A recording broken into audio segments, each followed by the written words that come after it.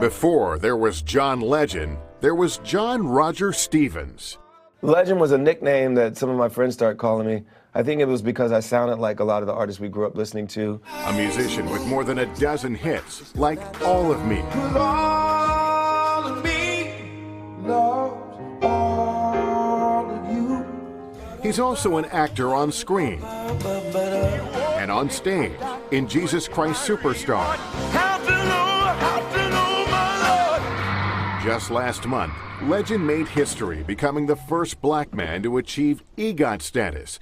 That means winning an Emmy, Grammy, Oscar, and Tony. It's kind of a big deal. It's pretty cool.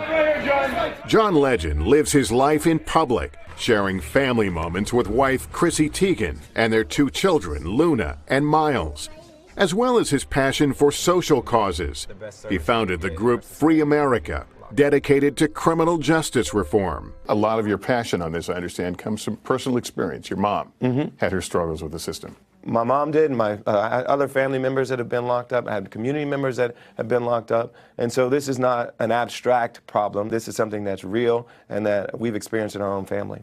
He has a message for America's leaders. Spend less money locking people up, spend more money educating our young people, paying teachers a fair wage, making sure we have proper health care for our citizens. Legend is not deterred by those who dismiss celebrity activism. The same people that are telling me to shut up and sing, they'd be very happy with my opinion if I was agreeing with them. They tend to just say that when they don't agree with you.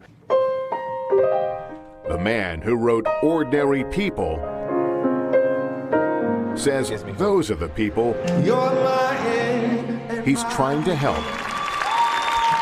Hey, NBC News fans, thanks for checking out our YouTube channel. Subscribe by clicking on that button down here, and click on any of the videos over here to watch the latest interviews, show highlights, and digital exclusives. Thanks for watching.